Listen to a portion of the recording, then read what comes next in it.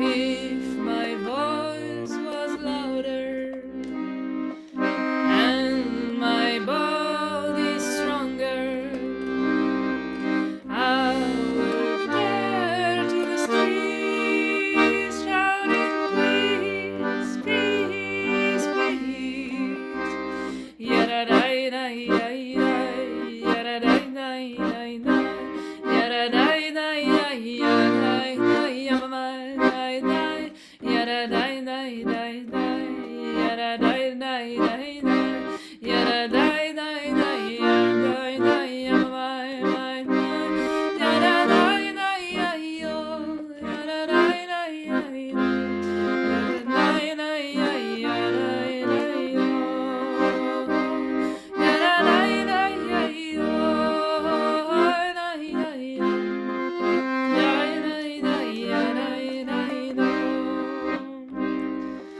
Als ich hab mir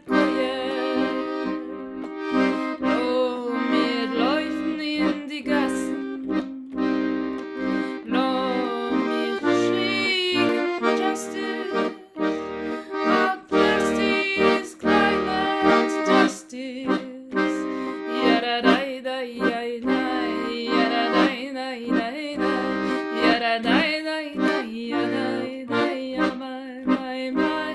yada-dai-dai, yada-dai-dai, yada-dai-dai-dai-dai, If our voice gets louder and our bodies stronger, let's go down to the street shouting justice, justice, justice. As our voice gets louder and our bodies stronger, let's go tear to the streets shouting justice, climate justice. Yada-dai-dai-dai-dai, yada-dai-dai-dai-dai, yada-dai-dai-dai-dai-dai, yada-dai-dai-dai-dai, yada-dai-dai-dai-dai,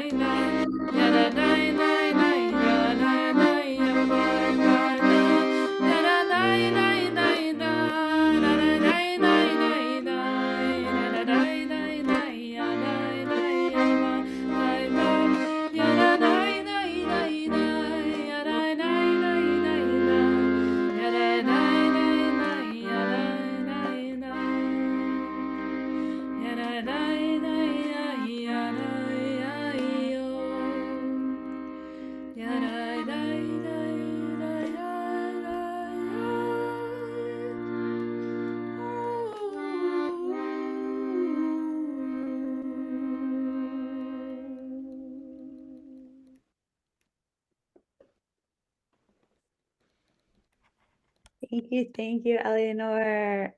Let's give some love in the chat for Eleanor Weil, who is with us tonight. It's so great to have you on and guide us in some music. We're gonna hear from Eleanor again at the end, so stick around. And we're gonna learn that song, so that's awesome. I'm Noah. Hello, everyone. The New York organizer with Dayenu. I'm based in Brooklyn. It's great to see you all here this evening. And before we get into the thick of the content for tonight, a few accessibility notes for the program. You need to access closed captioning. You can click on the button at the bottom of your screen that says captions and then select show captions. If you run into any tech problems in doing that, you can feel free to ask for help by sending a chat to Mary Babick or Jace Coaster. And they're also titled tech. So you should just look for tech in the chat. All right, let's get on with the show. It's great to see you all, many familiar faces and a couple of new people with us tonight on this most auspicious day after Purim. that many of you celebrated on Saturday night and yesterday.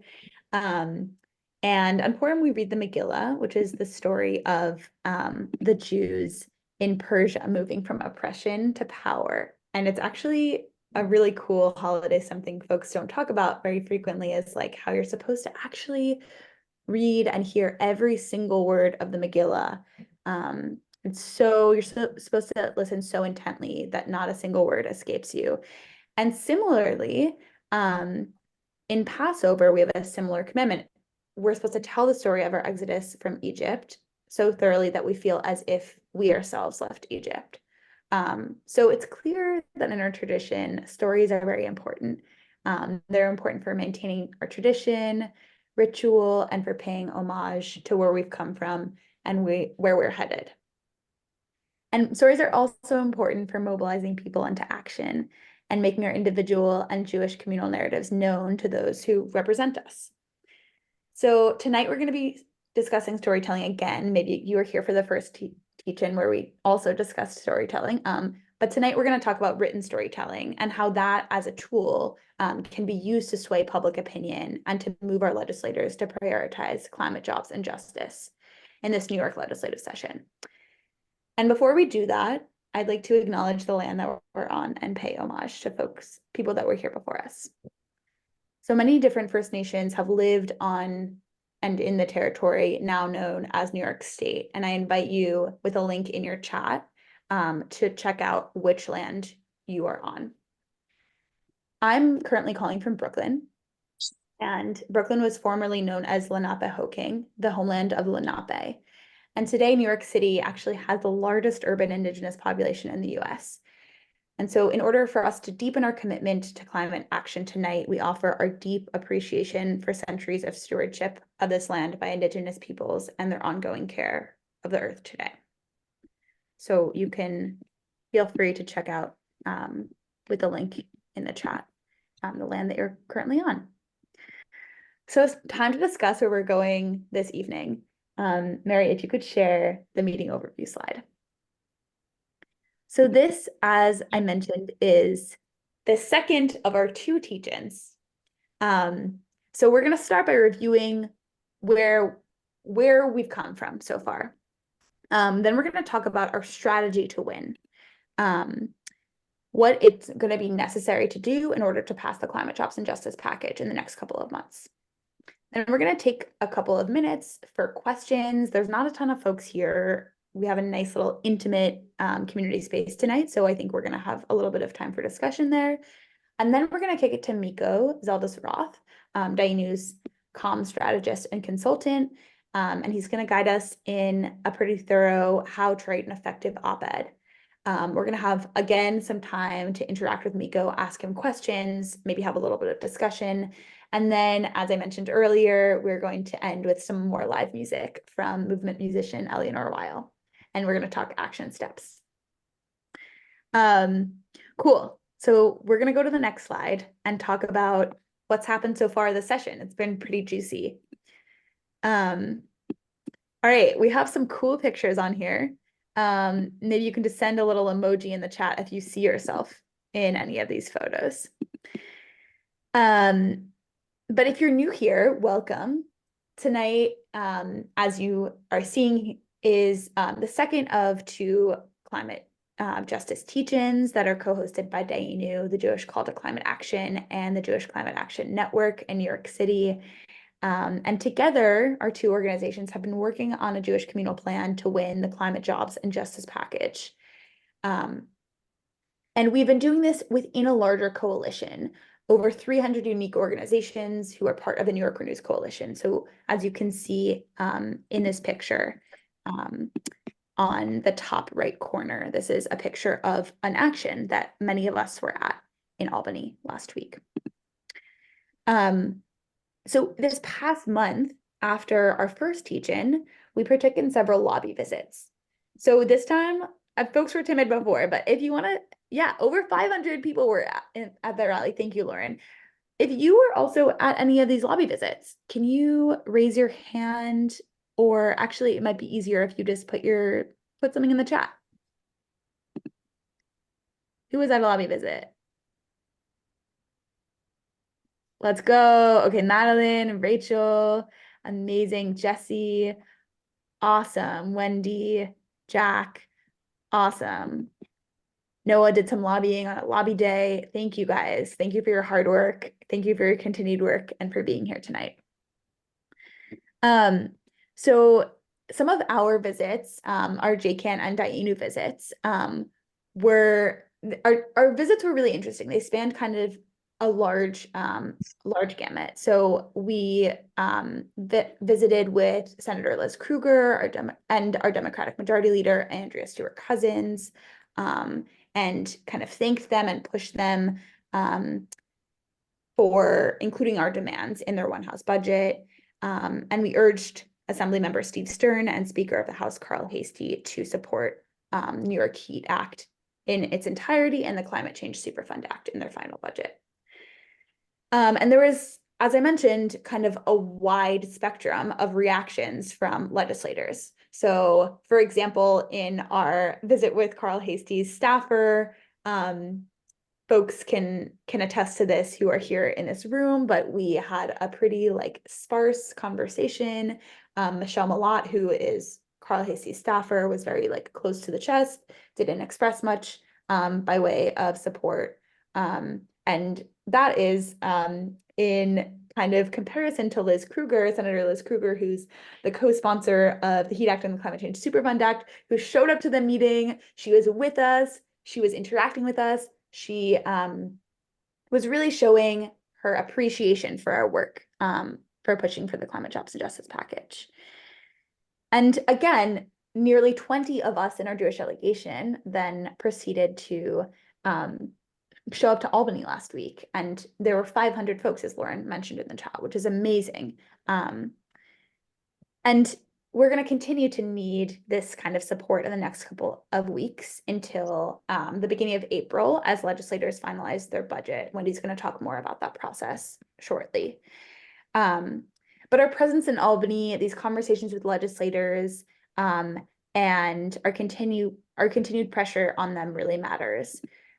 So Wendy is going to talk us through kind of what JCAN is, and then also what our strategy is to win in the next couple of weeks, in the next couple of months until the session is over. So kicking it to you, Wendy.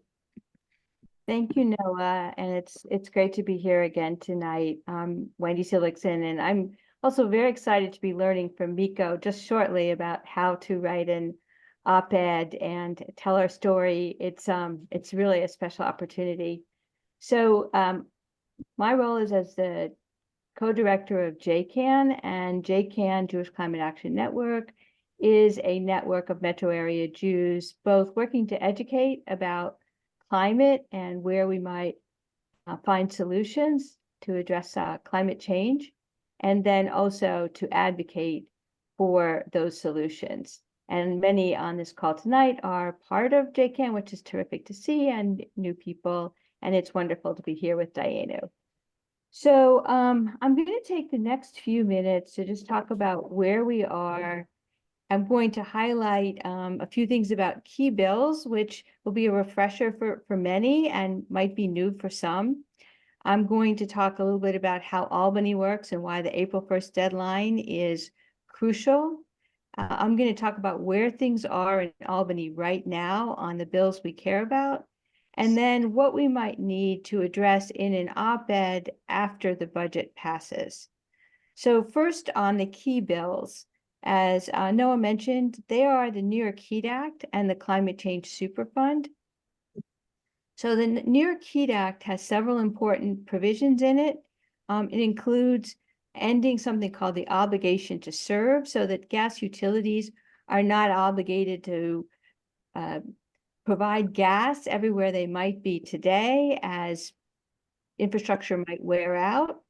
And also in the New York Heat Act is the 100-foot rule ending, which means that gas utilities would no longer need to extend gas pipelines to new developments that are within 100 feet of the gas lines. Those are big. Also in New York Heat is a cap at 6% of income on what New Yorkers would need to pay for their utility bills. This is somewhat contested right now.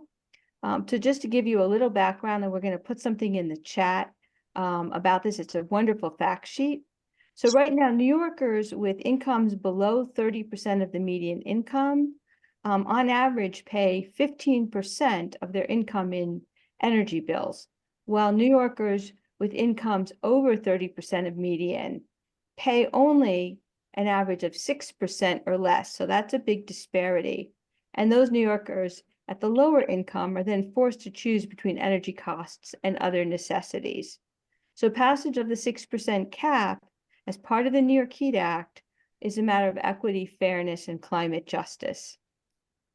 The Climate Change Superfund Act, as again, many of you know, would raise $3 billion a year to make New York more resilient. It would help strengthen our infrastructure from mass transit to the grid to stormwater runoff and in many more areas. And it would put the burden where it belongs on those who made the mess, the big oil companies. The Bill's 101 handout, which is also going to be in the chat, has more details on that. So those are the two big bills at this point. In terms of timing, each year, New York State must adopt a budget by April 1st.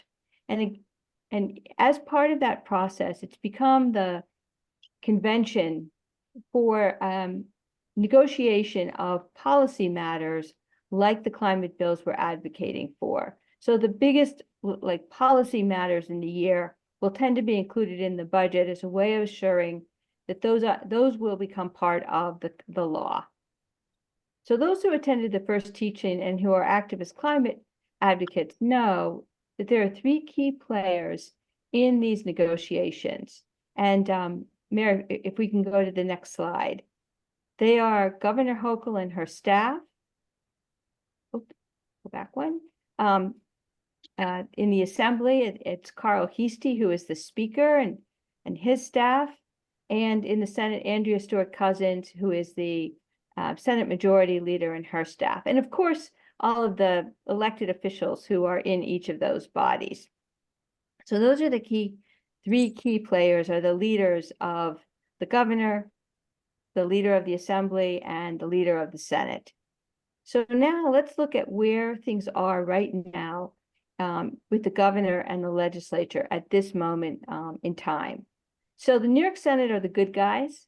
New York Senate has included all of the bills in their one house budget, in their proposal for the budget. That's the full New York Heat Act. It's the Climate Change Superfund Act, and JETA, which is the Just Energy Transition Act.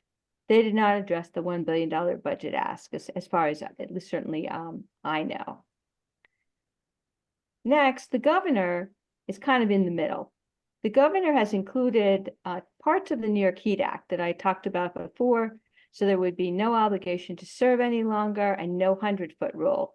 That would be good if it, makes it through the process. However, the governor has not included the 6% cap on income for utility costs. And the governor did not include the Climate Change Superfund Act in her budget, or JETA, or the $1 billion ask. The Assembly are the bad guys right now. They've not included anything in their budget.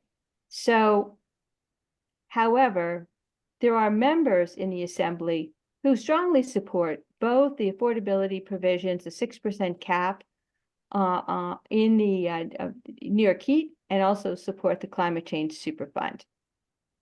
So in light of that picture, climate negotiators, coalitions that we're part of, are choosing to focus on the New York Heat Act, and all of the provisions I mentioned, and the Climate Change Superfund Act.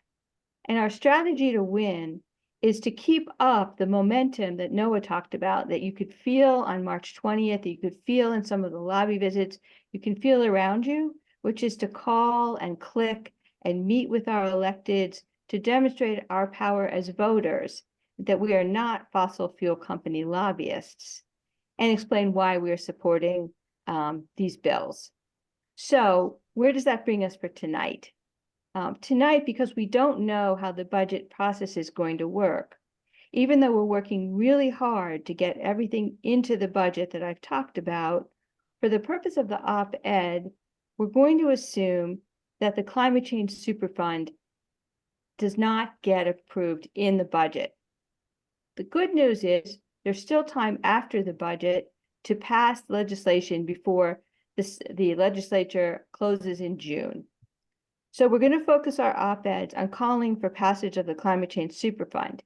If it makes it into the budget, and if we celebrate that in just a short while, then we can shift our op-eds to celebrate the passage of the Climate Change Superfund, thank the electeds, and then call for quick implementation. So that's where we are today.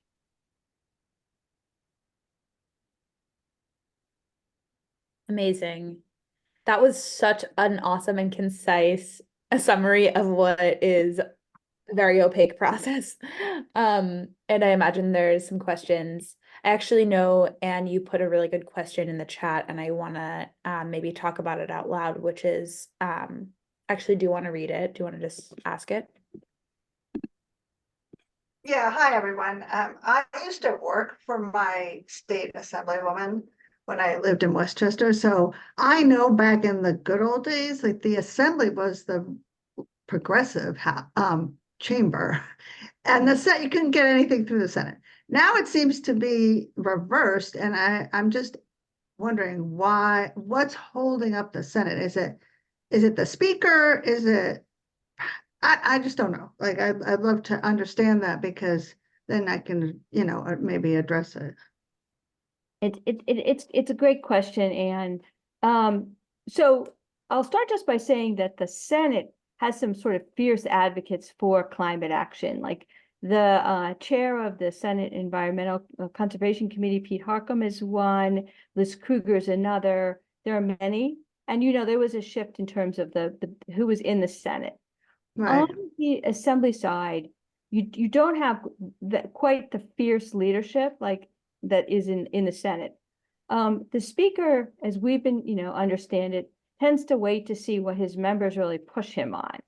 And while there are growing numbers in support of the bills, in fact, the New York Heat Act has a substantial number of co-sponsors. It hasn't translated yet. The Assembly uses an explanation that they don't like to make policy in the budget, but yet they don't hold to that. So the final thing I want to say is, I think the latest we're hearing is the Assembly is worried about, the Speaker is worried about affordability, and in terms of the costs not passed to consumers. So kind of people who are on the front lines are working to compile materials to counter that concern. The governor has something of that concern about the climate change superfund as we hear it, but not that too is not going to translate into costs for consumers. Well, we already have costs for consumers, just some consumers are paying a lot more than others, so Yeah. that's Yeah. a false Yeah. choice, I think. Yeah.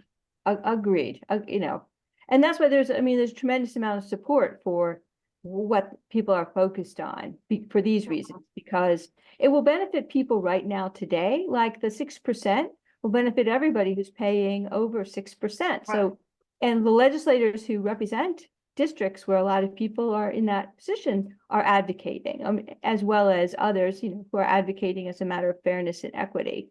And the Climate Change Superfund, it's such an opportunity. But we're not there yet. Okay, thank you. Thank you. That was a great question. We have time for one more short question.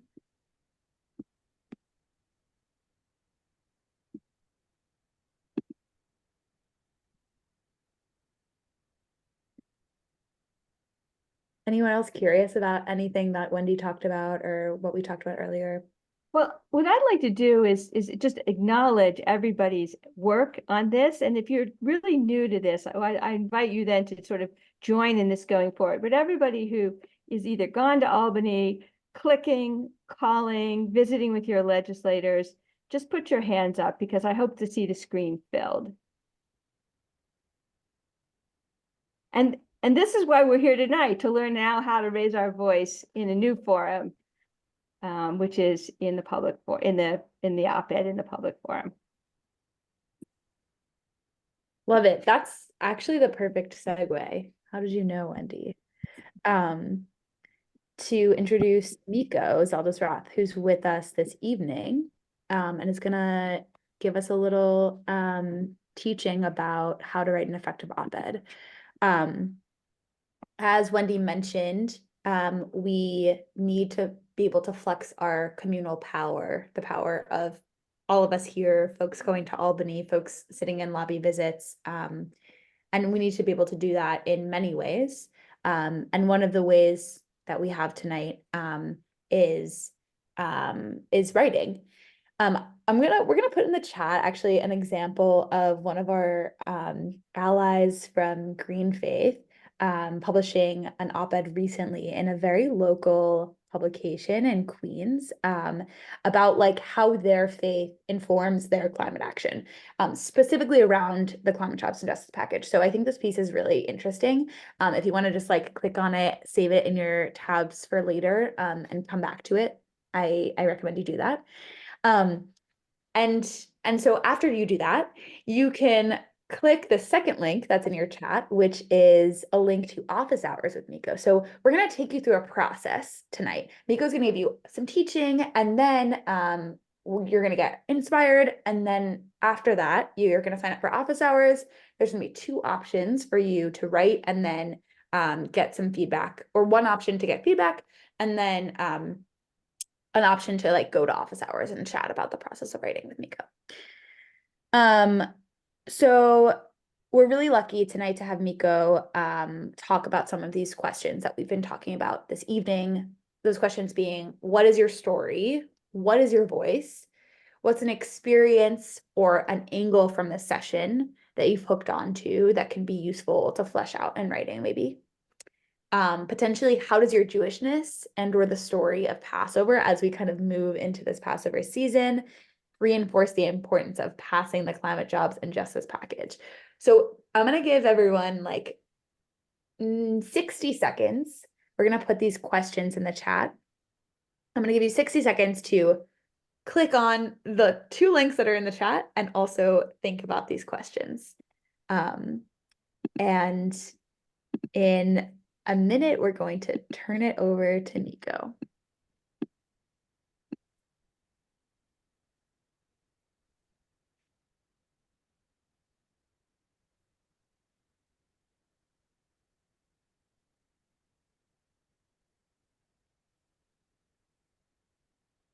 All right, beautiful. Thank you, everyone. We're going to return to these forums and this article later. And now I'm going to pass it over to Miko. Well, thanks, Noah. Hi, everyone. It's great to see you. It's great to see some familiar faces and many new faces as well. My name is Miko Zeldis-Roth, and I work with Dayenu's on grassroots communications.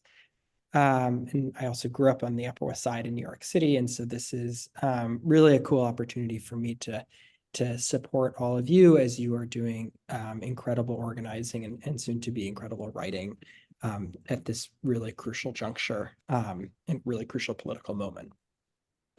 Tonight, in the kind of next 25 minutes or so, what I'm hoping we can do together in this group is really talk through what opinion pieces are so that we have a bit of a shared understanding about what they are and why we're looking towards this kind of writing as an effective tactic in this particular political moment. How one actually goes about and thinks about this writing process, and then what the kind of more logistical sides of editing and pitching these pieces to public media.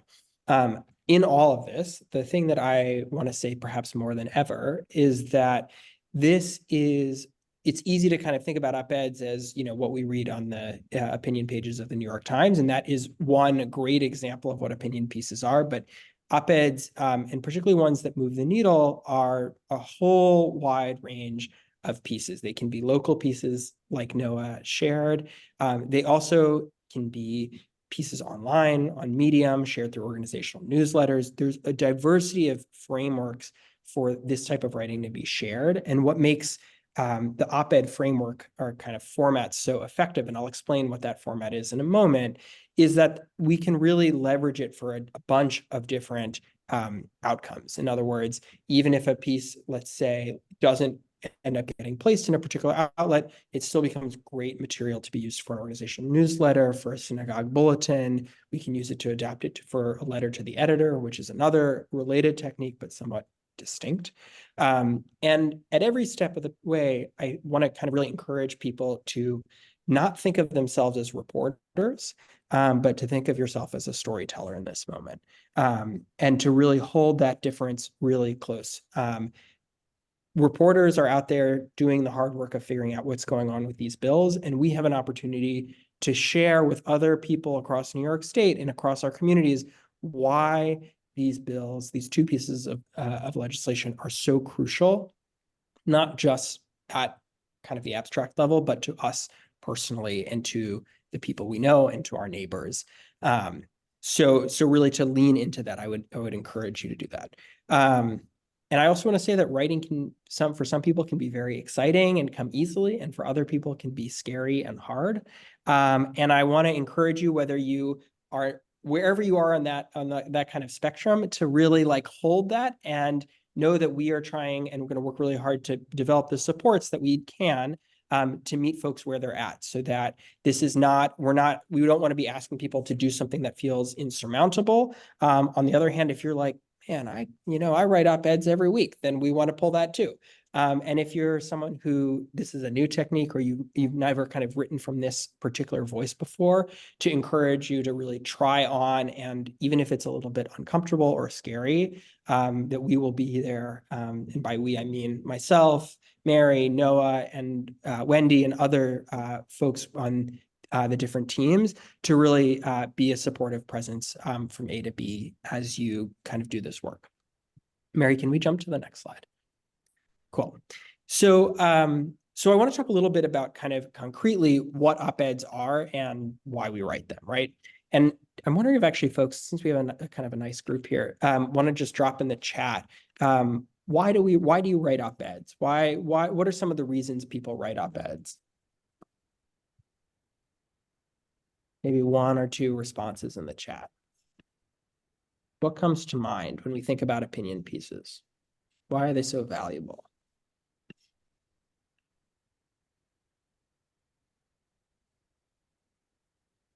Bring awareness to an issue, counter a common narrative in the media. Yes, excellent. Share a unique perspective. Bingo. Great. These are awesome responses. Raise voices not often heard. Cool. It's really cool to make a strong argument in a public forum. Awesome. Yes, these are all great responses, and I think really point towards one of the real kind of powerful aspects of why op-eds are so important, right? We are here in this writing to deliver a message to a specific audience about making our voices heard, to raise public awareness about the HEAT and the Superfund Acts, which hopefully is going to help put some more public pressure on either legislators who are uncommitted or who are opposed to this legislation. And then wrapped up in all of that is sharing one story. And that's kind of a narrative that I'm going to keep coming back to in the next few minutes. But to really think about all of these goals that folks put in the chat are going to be kind of supercharged if we can lean in and share our own stories and explain to people from our own personal voice why these issues matter to us. And that also, I think, will hopefully kind of help shift the register a little bit from the kind of reporting angle to the why does this matter? And that the other kind of benefit, side note, right? The other benefit to writing from this vantage point is in a moment when the news is shifting frequently, when kind of the budget is in flux, that means that these pieces are not so specific to the specific current events or contingent on certain outcomes, and we can really write for the kind of more ever-present issue, which is that the climate crisis is real, that we have an opportunity to pass two important pieces of legislation that matter. Okay, Mary, can we flip to the next slide?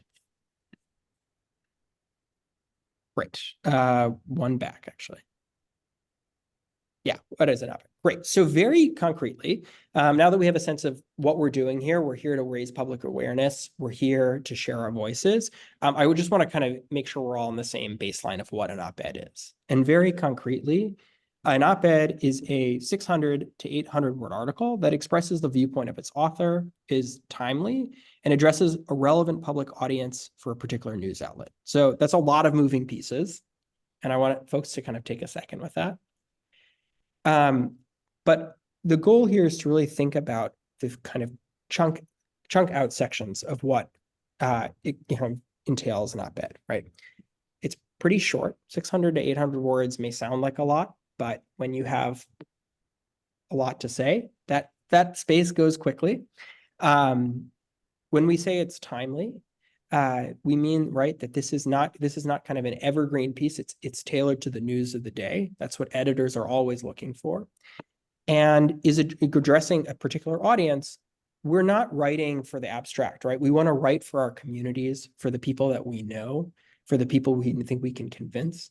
And so what I really would encourage folks when you're going about kind of exploring this writing and writing from your own story, to also think about who are you writing for. And it doesn't have to be the literal audience that you're actually going to publish for, but if you have one friend who is a real stick in the mud on this issue, and you just want to convince them, maybe that's them. Or if you have a friend who's an ally in this movement who you really want to kind of speak to and build energy with, maybe that's them too, right? So think about that audience. Mary, can we go to the next slide?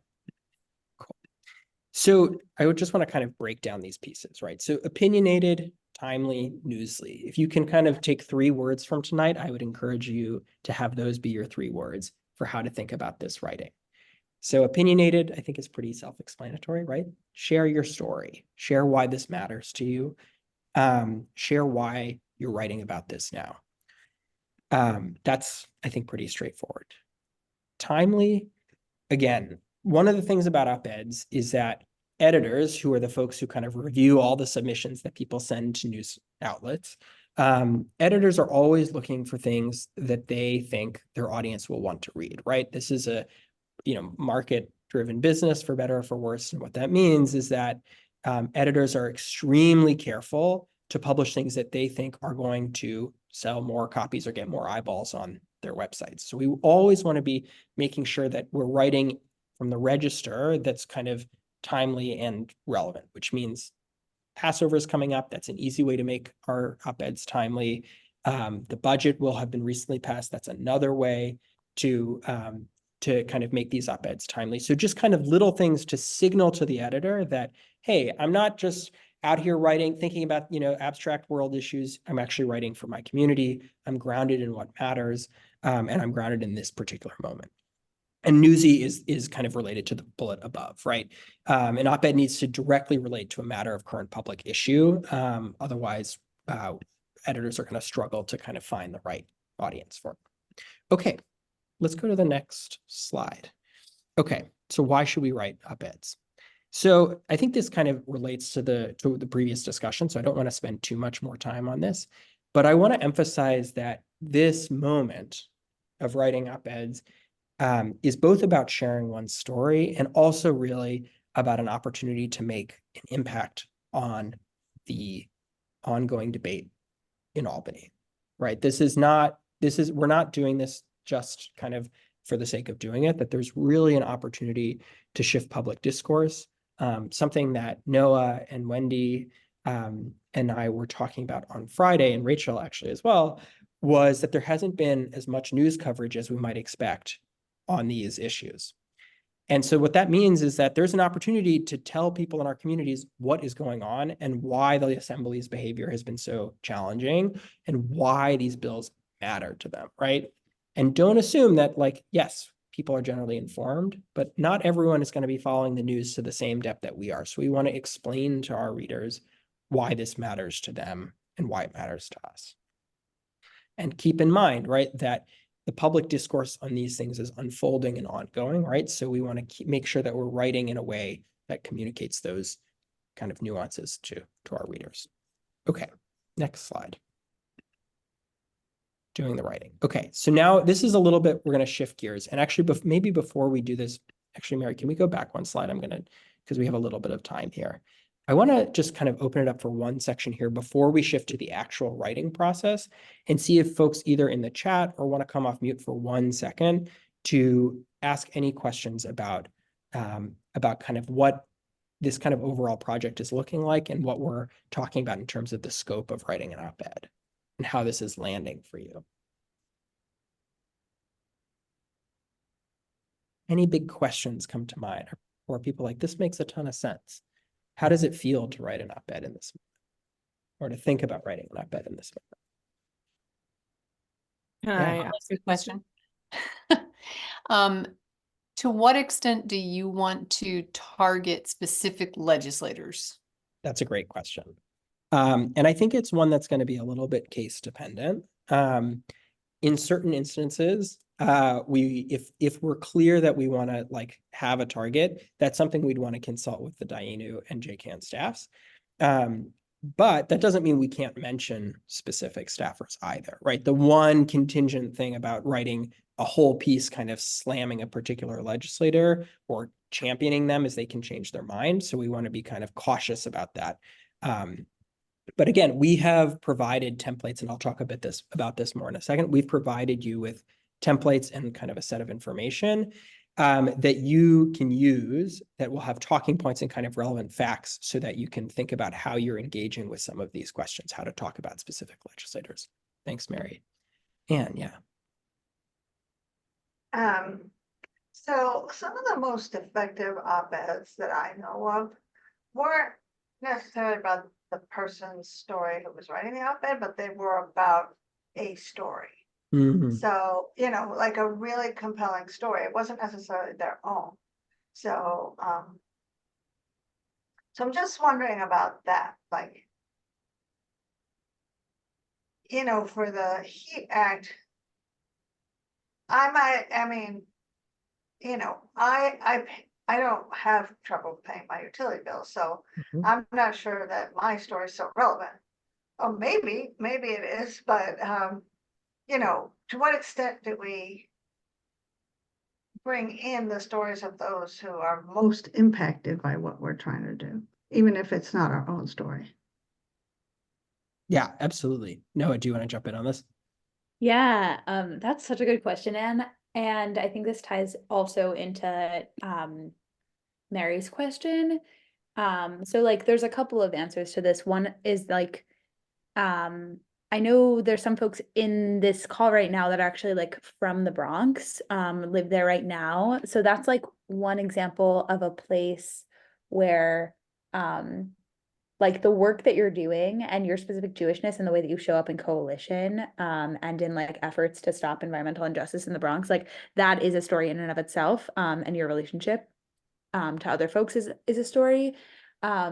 And also like your experience, as Miko said, like as a Jewish person. So like telling the narrative of like, we as Jews are in this really juicy moment to talk about liberation. Like we're heading into Passover, the story of our exodus from Egypt. So like that is a way that you can tell a story. Yeah, those are just like some ideas, but I think like I'm thinking specifically about like who your legislators are, where you're calling from, what your efforts are in larger coalition, like tying all those things together. I think that's a really important point that Noah just elevated. And I think Anne kind of maybe I hope a helpful answer to your question, which is, I would say, right, I want to be cautious about kind of speaking from other people's voices because that can be complicated on its own terms. And there are ways of kind of speaking from your own experience that also elevate the experiences of others, right? In terms of neighbors or community members.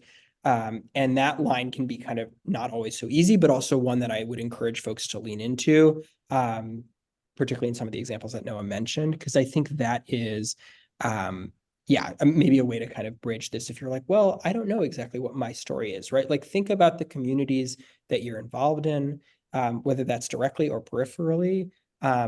And also think about your own experiences directly and peripherally and how they kind of intersect with these different issues. But yeah, really appreciate that question. I'm going to turn now that we kind of have talked about the storytelling piece at the kind of 30,000 foot level, I want us to kind of drill down a little bit now into the kind of nuts and bolts of what it means to write a little bit and do the writing. And so one of the most important things, this is going to be a kind of section to think about kind of what it takes to write an op-ed concretely, right? And the first piece is that we want to get clear about our audience. This is similar to what I mentioned before. Your audience can be a specific newspaper outlet that you know who reads that paper, if it's a community paper or kind of a local paper or local kind of regional outlet. It could be a local Jewish outlet. But we want to be clear about kind of who we're speaking to, and that should be the overarching frame. And it doesn't need to be explicit, right? You're probably not going to say in your op-ed, I'm writing this for my fellow, New Yorkers or something like that. But we are going to say that, you want to think about how are you kind of shifting the tone and the perspective that you're offering in this piece to make sure that it's resonant with where people are in the communities that we're writing for. And so to kind of do that effectively, what does that mean? It means contextualizing the issue and the intervention that we're making around these two pieces of legislation in terms of local events, knowledge, and kind of ongoing discourse. And one way to do that is to have a clear hook. And a hook sounds kind of fancy. I promise it's not that fancy, very straightforward. A hook is to kind of reel in the reader. It's a short story or kind of, little kind of couple sentences that basically offer in a nutshell the op-ed's intervention and argument, its scope, and why readers should care, right? And so the hook is really about drawing readers into the piece. Maybe it's a short vignette from your community. Maybe it's about your own experience being in Albany and what it felt like to be there. Maybe it's another kind of experience that you can draw on. But the goal of the hook is really for readers to kind of intuitively go, aha, I know what this piece is about, right?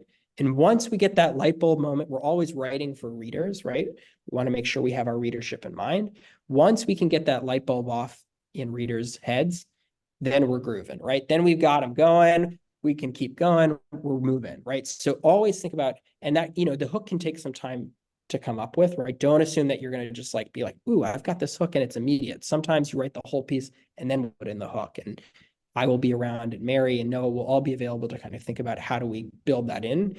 But the hook is something you should have in mind from the outset to think about, why should readers care? Okay.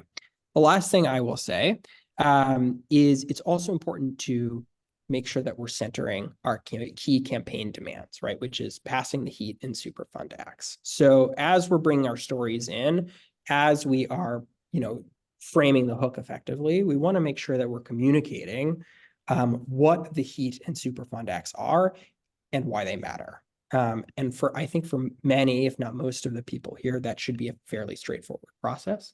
But we will also provide kind of data and talking points that you can use so that you don't have to kind of think, oh God, what is is it $3 billion or $4 billion a year that the Superfund Act is going to offer, right? Those kinds of little nuts and bolts we're going to provide to you so that you can just plug it in and focus on your own voice in this moment, right? Okay, Mary, can we go to the next slide? Cool. So writing is the first step. And some folks might, an op-ed may be again, something that feels very comfortable, or writing may feel very uncomfortable and scary or even difficult. And I'll just share from my own experience. I'm also, in addition to doing work at Dayenu, I'm also a PhD student. So I do a lot of writing on a daily basis. And there are days when I love it and I wake up full of energy. And there are days where I'm like, there is literally nothing I would like to do less than write this, short paper that, I have to send to a professor, right? So I can understand that writing can pull for different emotions. We are not expecting that every single person that you are going to have after your first draft, a beautiful, ready to go op-ed. For some people, that may be the case. For other folks, it may be more kind of iterative, and we're here to support you in that.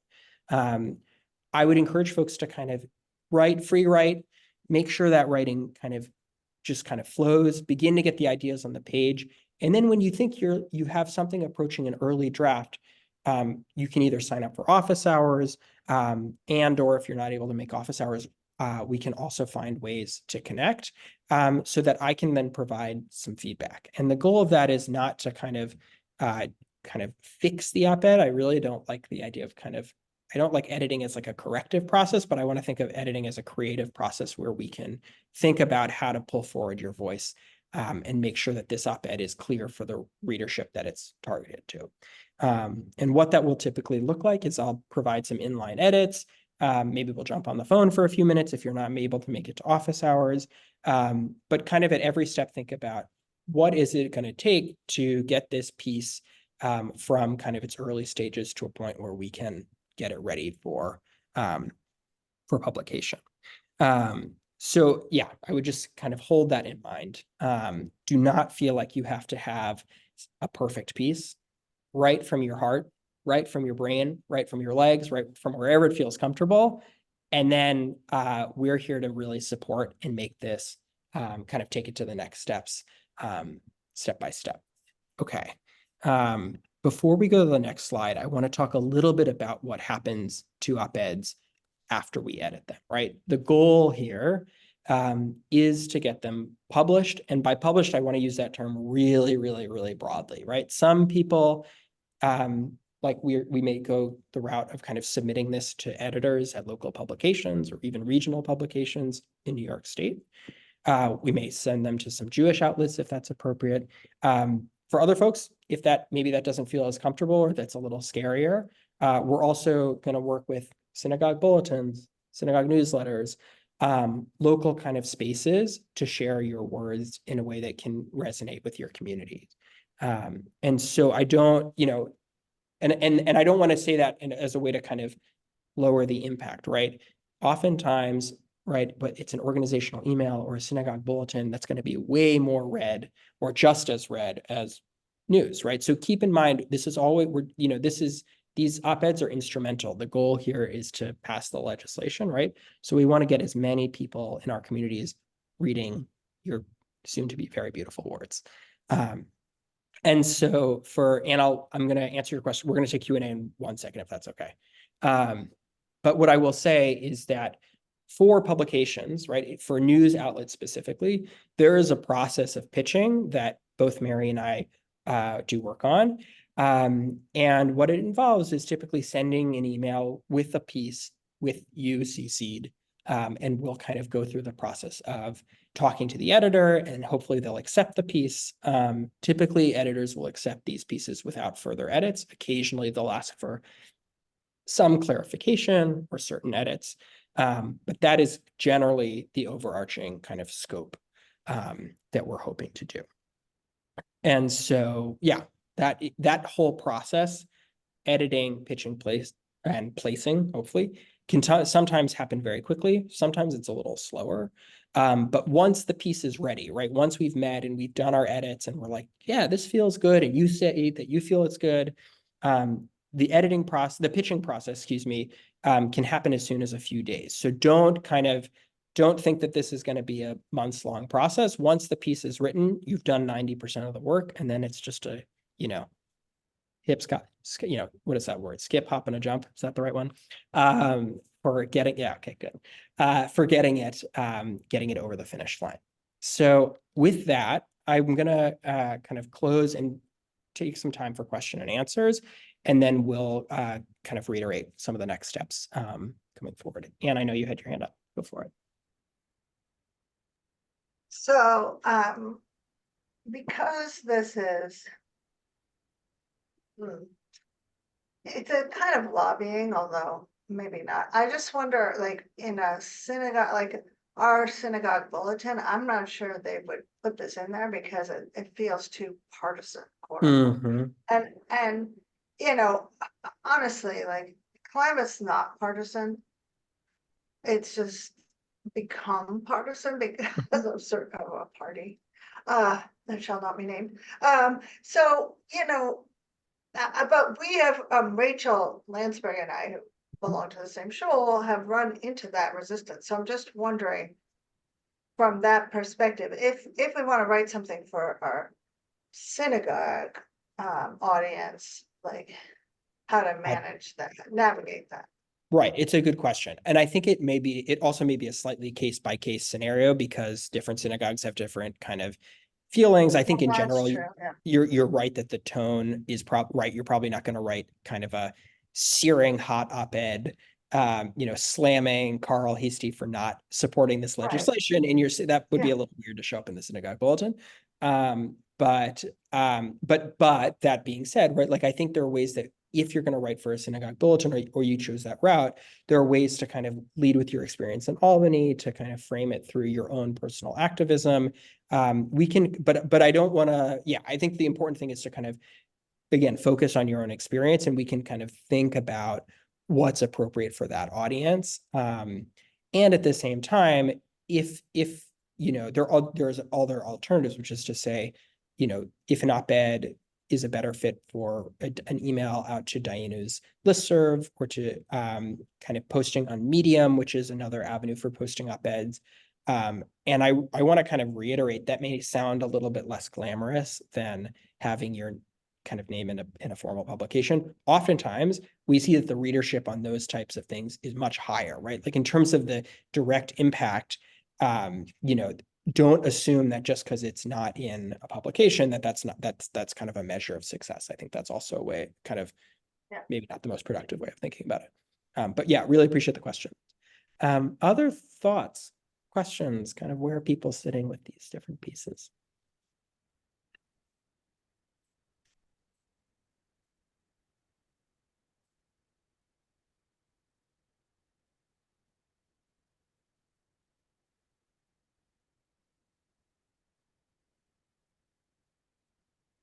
Any other questions or things that are feeling alive or kind of concern or of interest that would be helpful to talk about in our last few minutes?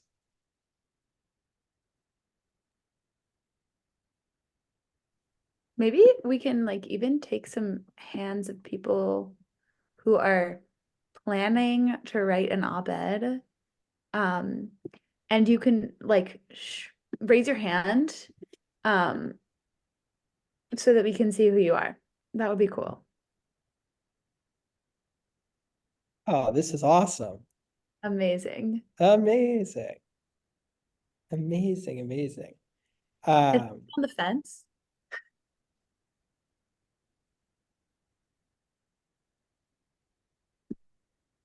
So I want to kind of share one thing. It's really amazing to see these hands. And for any folks who are on the fence or not ready to raise their hand yet, this I hope can also be an invitation, which is that we have a ready-made template for how to write an op-ed. So that is not just like an instruction manual, but includes examples. It has talking points. It has relevant facts. And so that is, and you can, you can use that, all of it. You can also take parts of it and junk other parts, but the goal is to kind of provide a little, if, writing an op-ed is equivalent to walking up the stairs, this is a banister of support as you trudge up those stairs. So we will send that out. We'll share that template with you now, and then I guess it's already in the chat, and then moving forward again. But the goal is really to think about how to kind of don't make this bigger than it is, and also trust that the impact of sharing your story can be enormous in ways you can't expect. And that's kind of a funny two-sided thing, but I would encourage folks to hold that together.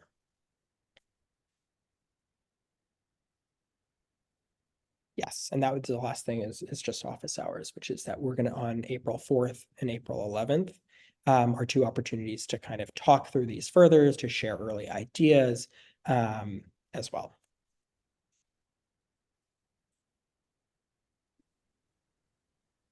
Cool.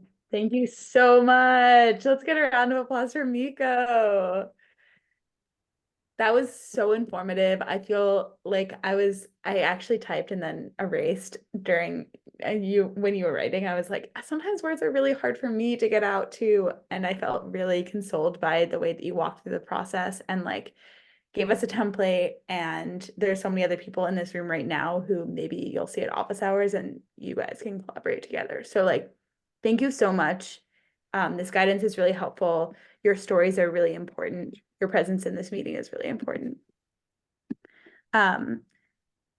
So our next steps, let's go to our next step slide.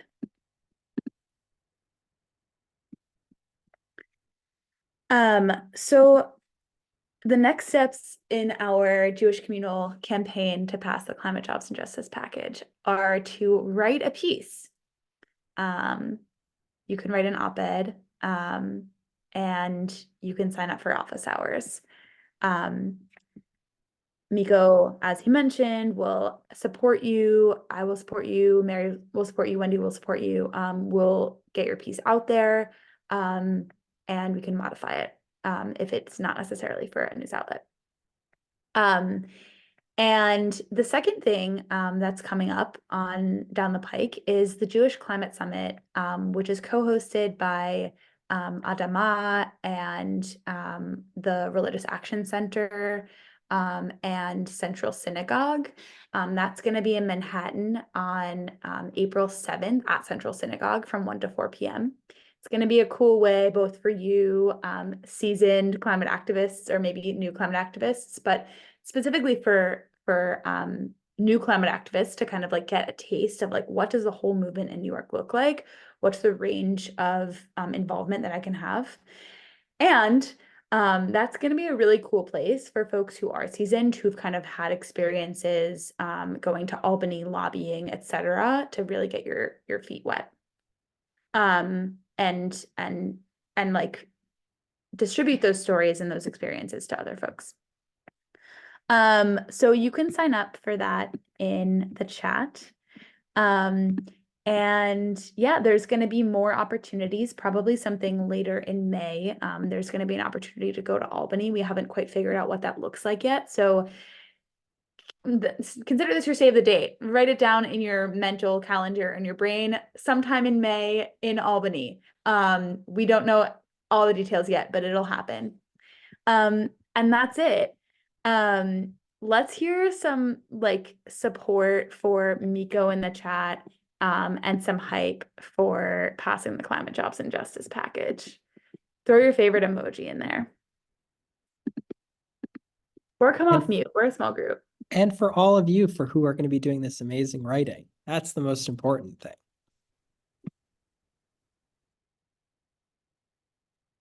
Amazing. Okay, I know you guys have cooler emojis. Come on. There we go, Madeline.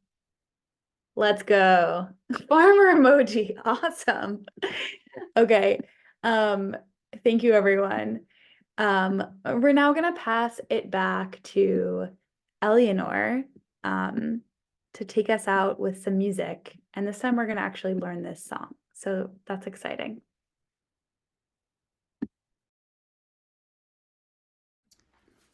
Yes, hi.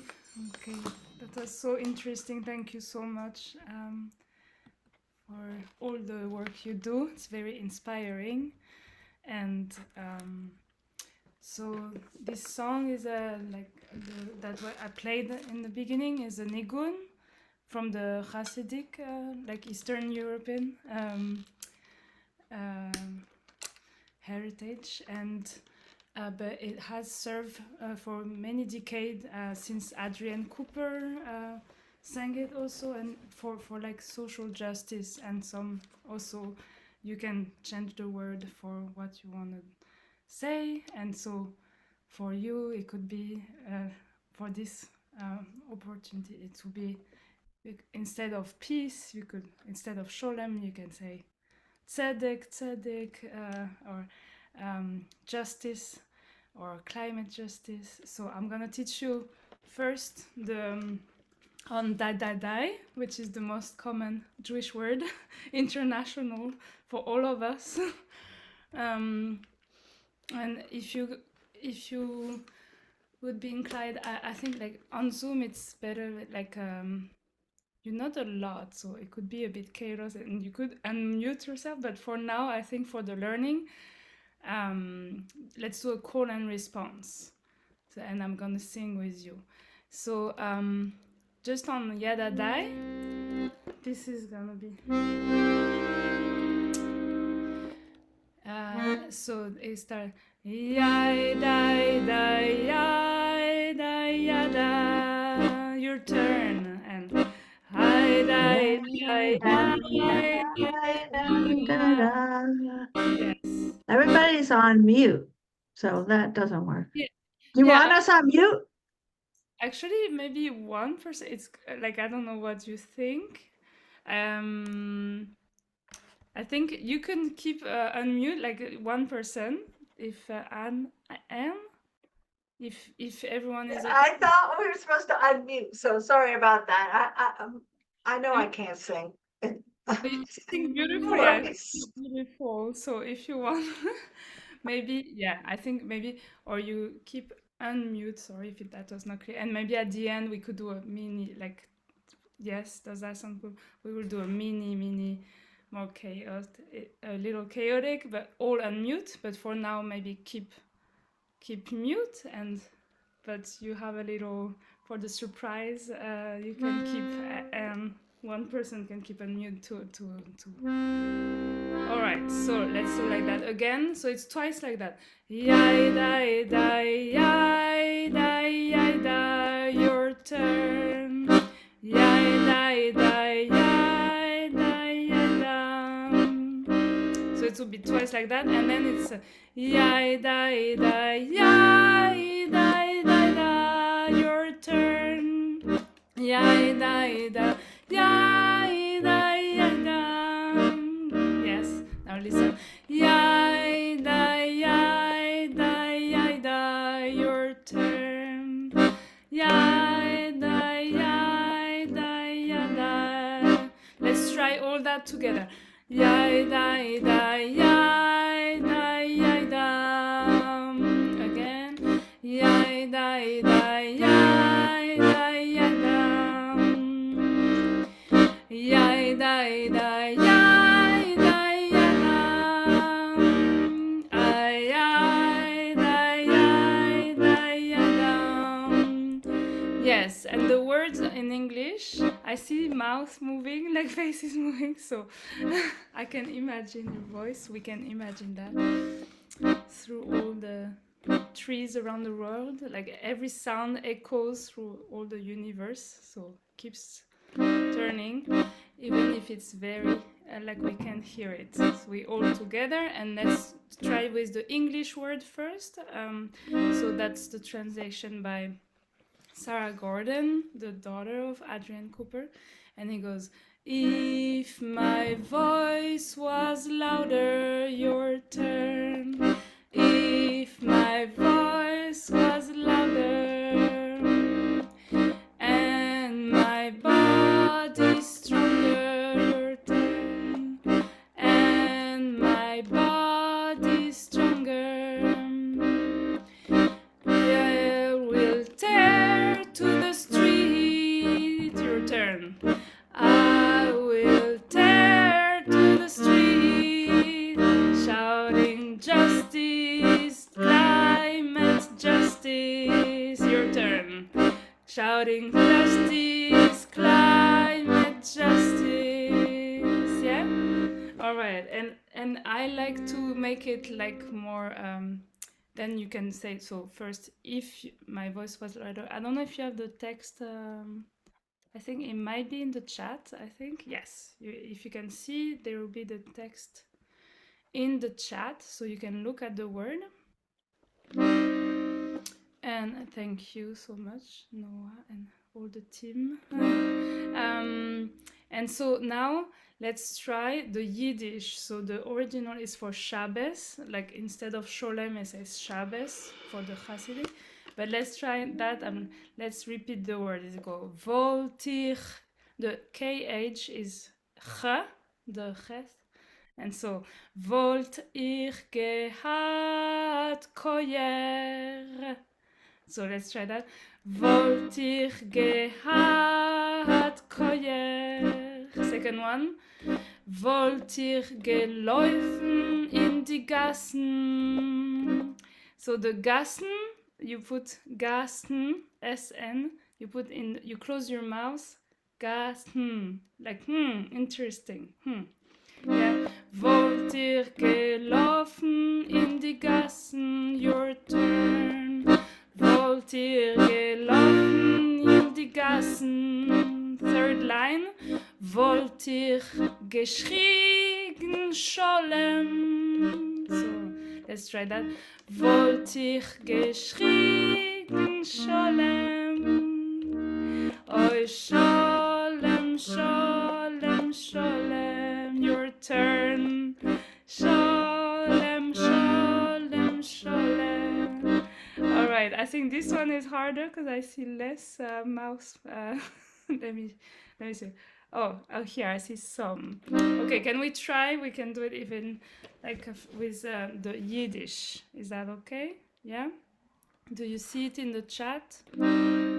Yeah. I'm gonna count, and let's say wollt ihr geschrien Sholem. Let's do first with Sholem, and then you can say instead Tzedek. Tzedek. You could do also the line Tzadik Tirdorf, justice, justice now. That's you can really adapt it to whatever you want, and is needed, the most needed in the world right now. All right, so here we go. Let's do a last one together. So 1 and 2 and Yiddish together. Wollt ihr geschafft Projekt together. Wollt ihr gelaufen in die Gassen? Wollt ihr geschrien Scholem? Oi Scholem, Scholem, Scholem. The same thing now, but with Tzedek. Wollt ihr gehabt Projekt? Wollt ihr gelaufen in die Gassen? Wollt ihr geschrien Tzedek? Oh Tzedek, Tzedek, Tirdorf. Yes, and then there's only the die, die, die. So let's do together. I think we have still some time. Is that okay? Okay. All right, so the next part is only da die die. Yada die die die die. Yada die die die die. Yada die die die die die die. Yada die die die. Your turn. Yada die die die die. Yada die die die die. Yada die die die die die. Yada die die die. Second part. Yada die die die die. Yada die.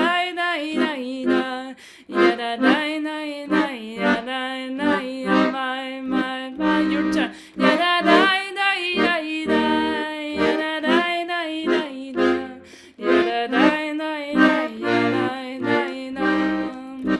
Yeah, and this rhythm can really, it's a hora, a klezmer hora, Jewish hora dance, and it gives you energy also when you sing together. It really power up and give you, when it's a little hard, it can really help.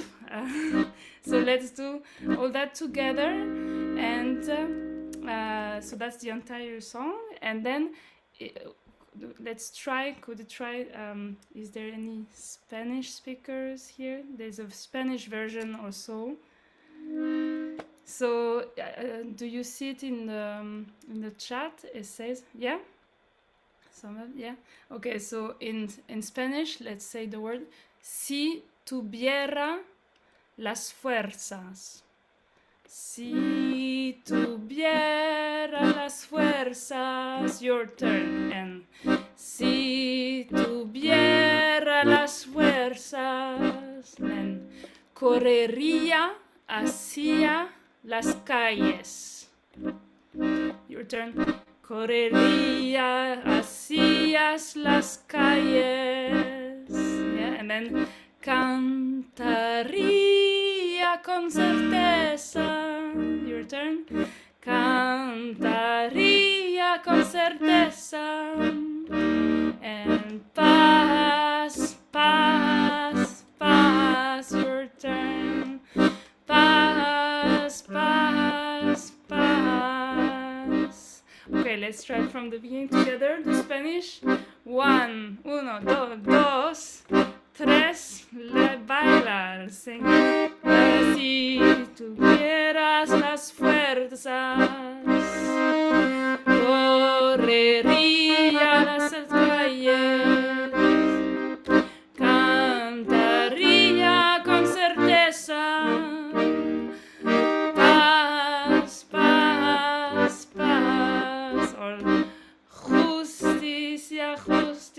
la justicia. And all together the nigun part, yeah. Yada dai dai dai dai, yada dai dai dai dai, yada dai dai dai dai dai, yada dai dai dai, yada dai dai dai dai, yada dai dai dai dai, yada dai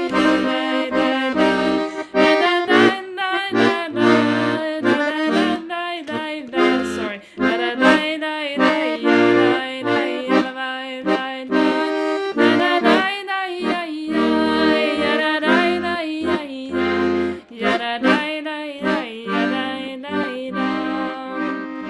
Now in English, let's try the English. If my voice was louder and my body stronger, I will tear through the street, shouting justice, climate justice. And now last offering I want to say, to make it present, we can say, as we said, let's do the English, right? I did not, I think, write that. It will be, as our voice gets louder and our body stronger, let's go tear through the street, shouting justice, climate justice, together. As our voice gets louder and our body stronger, let's go tear through the street, shouting climate justice. Yada dai dai dai dai, yada dai dai dai dai, yada dai dai dai dai, yada dai dai dai, yada dai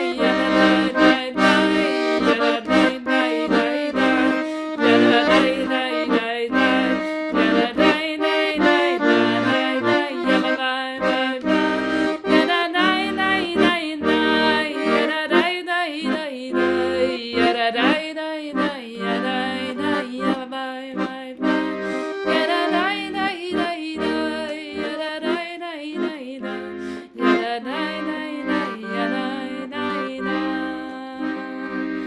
yada dai dai dai, yada dai dai, shouting justice, justice, justice, justice now.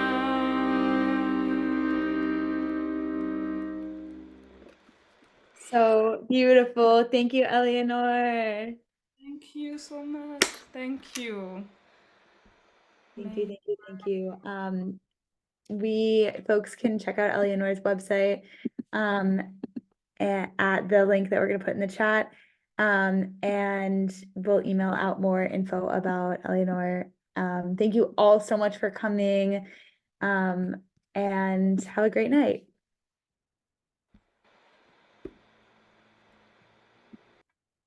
Thank you. Thank you so much. Thank you all.